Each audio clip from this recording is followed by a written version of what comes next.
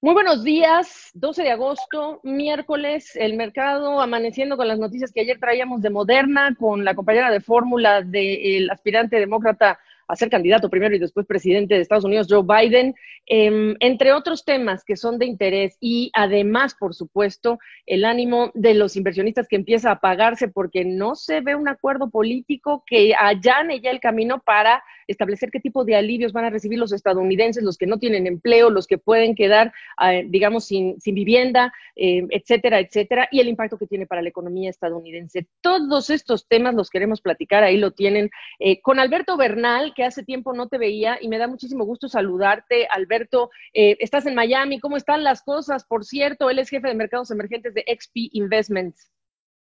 Hola Gaby, muchas gracias por tenerme en tu programa. Pues mira, la verdad, yo siento que la situación acá está como mucho más controlada. Ayer anunciaron que habían habido, si no estoy mal, como 5.000 casos. Estamos hablando ya de una caída de más del 60% contra el pico. Y lo que está mostrando la curva es algo muy parecido a lo que mostró Nueva York después de su pico, ¿no? Que es que, pues mejor dicho, tienes la incidencia, mucha gente se contagia y comienza a caer un poco. Y yo siento que yo veo la gente muy juiciosa acá con el tapabocas y el social distancing.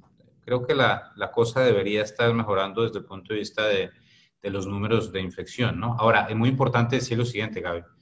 Afortunadamente, gracias a Dios, si tú haces las comparaciones de número de decesos por 1.000 personas en el estado de la Florida versus lo que vimos, por ejemplo, en New Jersey, en Nueva York, en Connecticut, es 10 veces menos, ¿no? Es un Claro. 10% que estamos allá, lo cual es obviamente una bendición. Implica muy seguramente que la mayoría de la gente que se está infectando es joven y también que pues parece que sí ha habido mucho avance desde el punto de vista médico, terapéutico, para tratar los casos complicados, ¿no?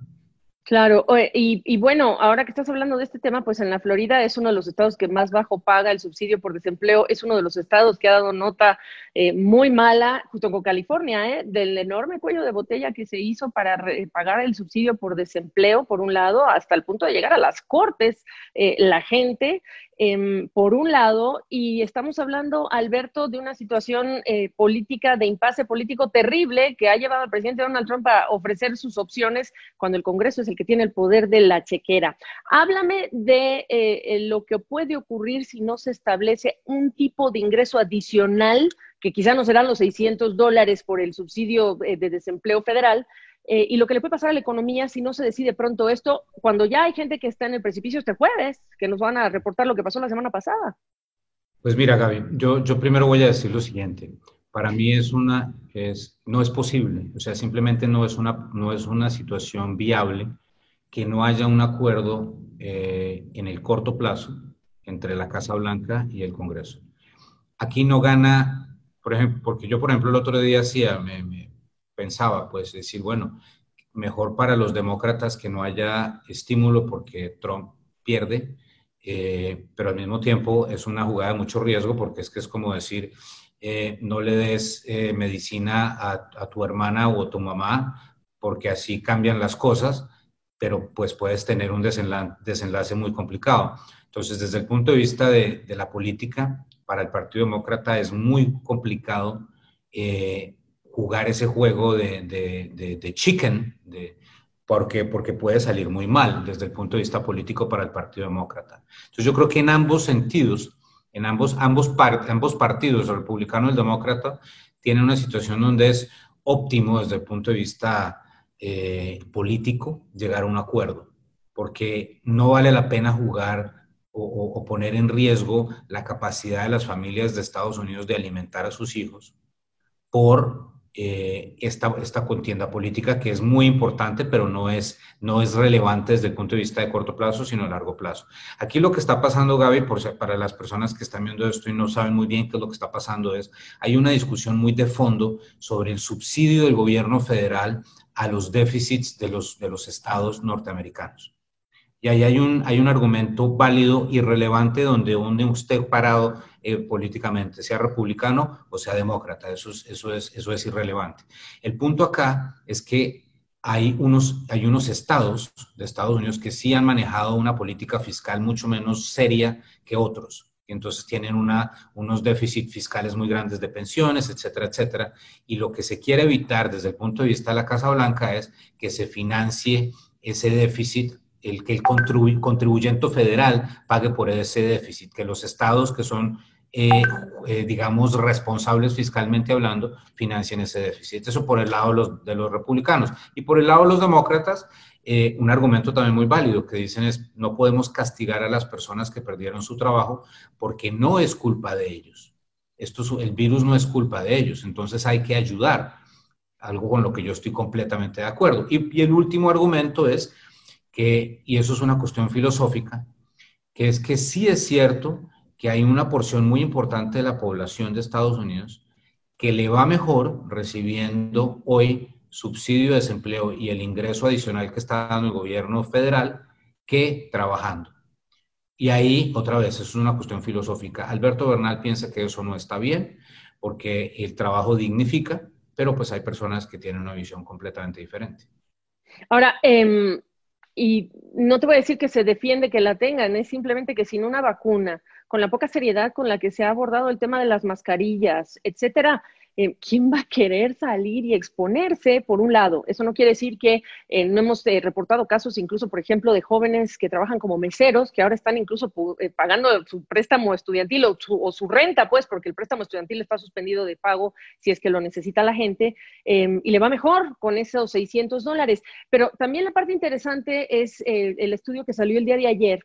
El National Bureau of Economic Research está hablando de qué tipo de caída en el ingreso tendrían los estadounidenses si esos $600 no encuentran un reemplazo, aunque sea menor, porque eso es el tema. Si vamos a tratar de no desincentivar que el trabajador regrese a su centro, ¿no?, al empleo, pues habla de un 44% de caída del gasto de los consumidores si no hay esos $600. Ahora, el presidente Trump está proponiendo hacer 300 del lado de ellos y 100 los estados. Los estados, tú sabes, como cualquier otro deudor o consumidor, si alguien se portó mal financieramente, pues le cayó la pandemia igual que si alguien que se portó bien. Y ahorita tratar de escoger ganadores y perdedores, pues yo no sé si sea el momento y si haya tiempo, ¿no? Porque ese es el punto, Alberto.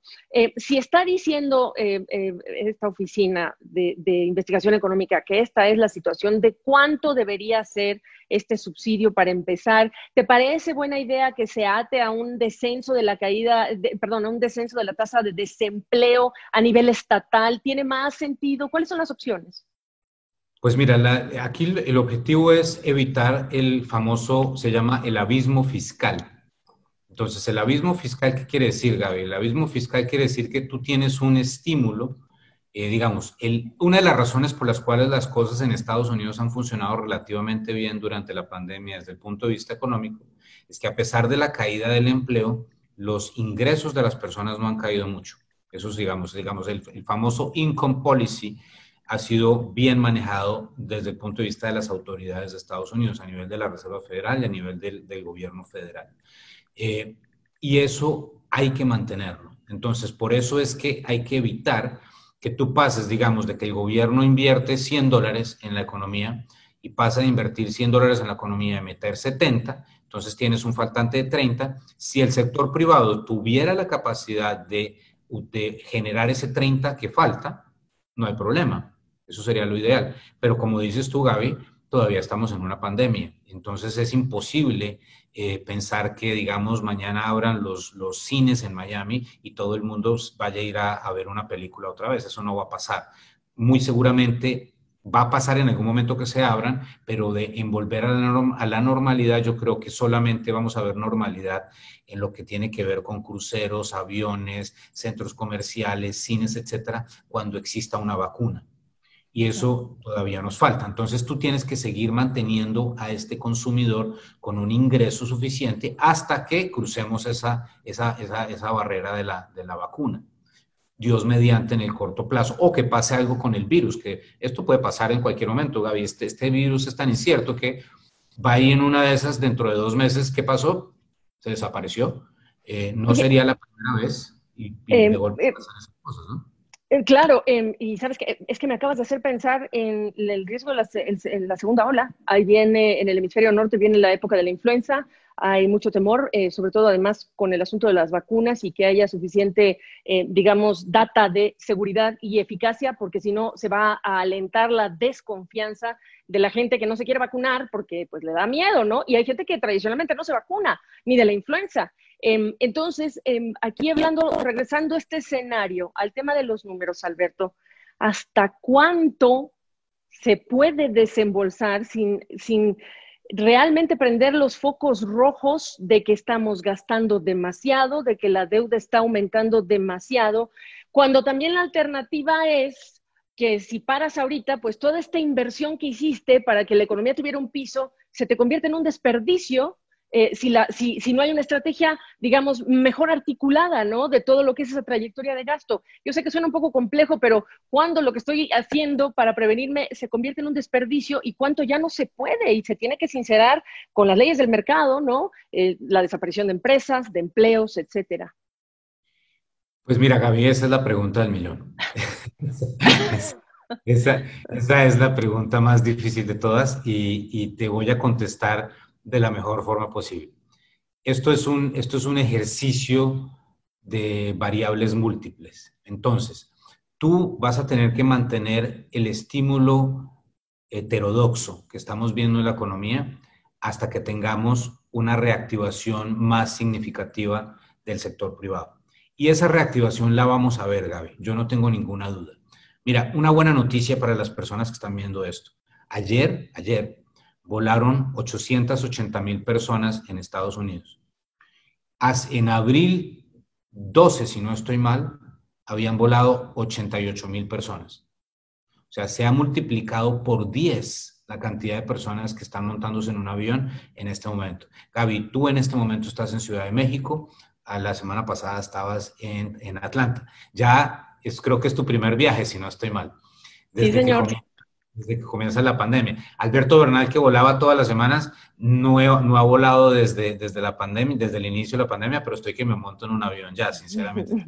Porque todo esto va pasando. Entonces, entre mejores noticias tengamos con el virus, que creo que es posible que lo veamos, mejor para el sector privado y mejor para las expectativas desde el punto de vista de fiscal. Ahora, una cosa muy importante aquí, Gaby, que sí es relevante decirlo. Desde el punto de vista del estímulo, en cierta forma, esto se va a ajustar automáticamente, porque entre más generación de empleo haya, menos niveles del famoso continuing claims hay, que es que las personas van a pedir su seguro de desempleo y comienzas a ver una disminución muy importante desde el punto de vista del gasto público. Y ahí entonces tienes esa ecuación que se comienza a organizar. Si tú me preguntas a mí, Gaby, ¿en qué nivel de desempleo vamos a terminar el 2020? Yo te contesto lo siguiente. La pandemia generó una pérdida de 24 millones de empleos más o menos. De esos hemos recuperado mal contados 7 millones. Yo creo que de aquí a final de año vamos a recuperar otros 10 millones de empleos perdidos. Pero fíjate que yo no estoy asumiendo nada diferente a que perdiste 24 y cuando tú pierdes 24 y caes tanto, volver a algo más normal no es tan difícil. ¿Y sabes en qué me estoy basando? Me estoy basando en Nueva York, porque Nueva York es para mí la base real de la reactivación de Estados Unidos. Y yo lo que estoy viendo en Nueva York es algo muy similar a lo que se está viendo en otros países de Europa, o lo que se está viendo en Suecia, por ejemplo, que es que como en Nueva York básicamente fue tan terrible la pandemia, porque fue horrible, pues ya hay mucha gente que tiene la incidencia del virus y por lo tanto el coeficiente de transmisión se disminuye. Y si tú comienzas a cada vez ver menos casos en Nueva York, que es el caso, lo estás viendo en este momento, muy pocas muertes, muy pocos casos nuevos, y la gente pues ejerciendo su higiene y social distancing, etcétera, pues entonces dentro de 2 meses quizás pase lo que pase por el lado político, pase todo, no importa, esas cosas son importantes, pero no son la base de todo. Ahí, pasando ese tiempo, llegas a una situación donde comienza a verse muchísima más actividad. Y esos números que perdiste gran parte en Nueva York los recuperas. Mira, te dejo con este dato. Manhattan, en el peor momento de la pandemia, pasó de tener, digamos, 100 ciudadanos, pasó a tener 48. El 52% de Manhattan salió, se fue. ¿Para dónde? Para la playa o para otras ciudades, etcétera, etcétera. Yo, porque conozco muy bien Nueva York, viví ahí, yo sé que la gente va a volver a Manhattan, porque Manhattan es Manhattan. Y cuando eso suceda, pues se vuelven a abrir almacenes, se vuelven a ver restaurantes, etcétera, y poco a poco vamos volviendo a la normalidad. Acuérdate de 9/11, Gaby. En Sí, 9/11, claro, todo el claro. sur de Manhattan estuvo cerrado por 3 meses. Se desalojó, sí, sí, sí. Y después la Totalmente. gente empezó a regresar y ahora es bollante, ¿no? Qué bueno que dices eso, Alberto, porque me haces pensar en toda esta salida masiva de personas hacia los suburbios, porque están buscando pues el cocún, ¿no? Digamos que el refugio más cómodo en vista de que una cantidad de hábitos en nuestra vida cambiaron y cambiaron súbitamente. Oye, pues el dato es interesante y la referencia para tomarlo como parámetro me parece también una buena recomendación tuya como economista y como analista. Ahora, tú sabes que estamos a días ya de la Convención Nacional Demócrata. Tú sabes que hace unas horas la prensa estadounidense se enfocó sola y únicamente casi en el tema de Kamala Harris, esta senadora de California que está rompiendo muchos hitos, mujer de padre de Jamaica, madre de India, que además profesionales, el economista, ella, bueno, investigadora en relación con el cáncer, etcétera, etcétera, etcétera. De las ideas que escuchaste cuando empezaron los debates de estos aspirantes y de ella y de Joe Biden, que no es Bernie Sanders y que mucha gente decía, si es Bernie Sanders la gente se va a asustar, pero sabiendo que por la pandemia, Alberto Bernal, en todo el mundo la mano del Estado va a estar más metida que en muchos años, como no se veía, yo te quiero preguntar cómo recibe el mercado esta fórmula y tu último comentario en relación con esto. Pues mira, Gaby, el mercado ya estaba apostándole muy fuerte a que era Kamala Harris. Hay una página, para los que les gustan las apuestas, hay una página que se llama predict.org. Y ahí tú uno puede apostar en todo, puede apostar desde quién va a ser el próximo presidente de Estados Unidos hasta si va a haber NFL o no va a haber NFL. Y es un mercado que funciona muy bien y generalmente es una buena forma de tener un signo sobre qué viene. Y el contrato de Kamala Harris nunca bajó de 50%, o sea, 50 centavos. Entonces el mercado la vio bastante bien. ¿Por qué? Porque, pues obviamente hay que decirlo, por la situación racial de Estados Unidos, pues Kamala Harris tiene ascendencia afroamericana, entonces digamos, eso ayuda en esta situación y es mujer y es una mujer extremadamente inteligente y con una hoja de vida impresionante. Entonces, ella siempre se vio como el candidato más válido. Yo ayer hacía una valoración entre mis clientes institucionales sobre qué tal era, quién era Kamala Harris. Y yo les decía, mire, de 1 a 10, ¿dónde está en el espectro Kamala Harris? 1 es el Che Guevara, 10 es Bill Clinton, ¿cierto? Desde el punto de vista económico. El consenso fue entre 5 y 6. ¿Eso qué quiere decir? Eso quiere decir que Kamala Harris tiene unas ideas, digamos, de izquierda fuerte, como la nacionalización de la salud en Estados Unidos, aunque en mi opinión, viendo la historia económica y política de Estados Unidos, para mí eso es una imposibilidad. Si un tipo tan popular como Obama no lo logró, no lo va a lograr nadie. Entonces, la nacionalización de la medicina en Estados Unidos nunca va a ocurrir, pero es una idea de ella. Por el lado positivo, Kamala Harris es una persona que tiene una visión muy fuerte sobre el respeto a la ley, el law and order candidate. Y a mí me parece que eso es importante porque yo siento que el norteamericano está bastante desesperado con las protestas violentas que están ocurriendo en tantos lugares de Estados Unidos. Y eso va a ser importante para Biden, mostrar que ella es una persona fuerte en law and order. Si usted va y quema un Target, no es que vamos a decir, ay, pobre niño que quemó el Target, porque estaba confundido, sino no, te vas para la cárcel. Eso, digamos, creo que le va a ayudar desde el punto de vista a Biden para ir un poco en contra de la percepción de que Biden está a favor del defund the police, que creo que es definitivamente la peor estrategia que podría llevar un partido como el Partido Demócrata, que es ir en contra de la policía en un momento donde se está deteriorando la seguridad en Estados Unidos. Eso por el otro lado. Y desde el punto de vista de Wall Street, lo que dice Wall Street es, Kamala Harris va a ser una persona pragmática. Entonces, no va a seguir, digamos, esa es lo que siento yo que va a pensar o que está pensando el mercado, que es que ella en algún momento dijo, vamos a poner un impuesto a las transacciones financieras. Esto se ha hecho en muchas partes y en todos los casos, Gaby, sin excepción, se ha mostrado que es un error garrafal porque lo único que hace es quitar el incentivo para las empresas de salir a mercado. Y eso no es que vaya en contra de Wall Street, es que eso va en contra de los empleados, de la clase trabajadora. Entonces, eso se ha demostrado en 1000 formas que eso no funciona. Los impuestos a las transacciones financieras. Y creo que como ella es pragmática, va a entender esto. Y yo siento que Wall Street, y eso lo dicen los números de las donaciones, Wall Street no está con Trump. Si tú miras las donaciones, Wall Street está con Biden. Las donaciones de los magnates de Wall Street están mucho más cercanas a Biden hoy. Quizás sea por una cuestión pragmática, de decir, si donamos, evitamos ese riesgo de que se vaya muy para la izquierda, pero yo estoy viendo eso, ¿no?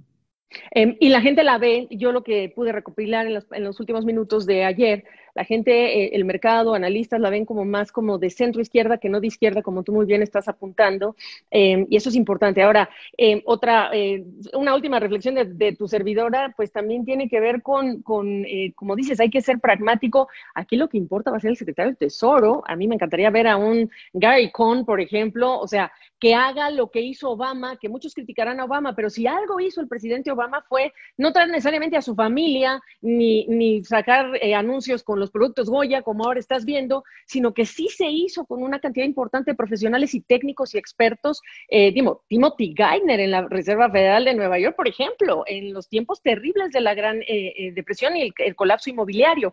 Esa es la parte que nos debería importar mucho por lo que le viene a Estados Unidos para reducir su deuda, alentar el crecimiento y generar los empleos que ya sabemos que hay muchos que no van a regresar.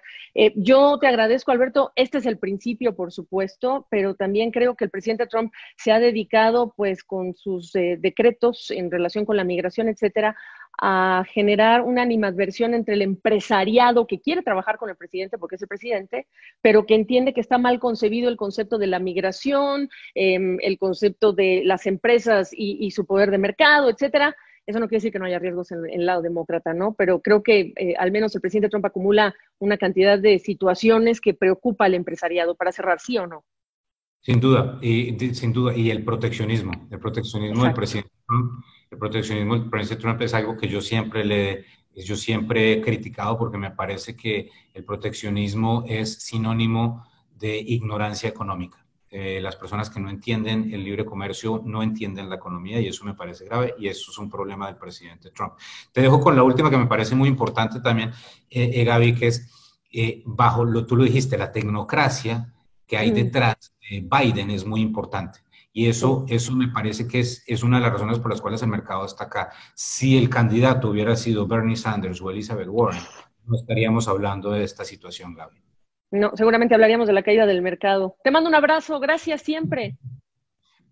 Bueno, saludos a la familia y mucha suerte en México y Dios quiera que nos veamos pronto personalmente. Dios quiera que sí. Gracias. Un fuerte abrazo, Alberto Bernal, desde Miami.